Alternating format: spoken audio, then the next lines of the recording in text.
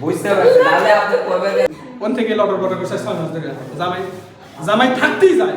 মাশাআল্লাহ রাখার জামাই থাকতে ঘরে ও জামাই বসে রয়েছে আমার মেয়ে ফেরেশতার মতো মেয়ে ওই লোক পাস লাগে আমার মেয়ে জীবন নষ্ট করে দিয়েছে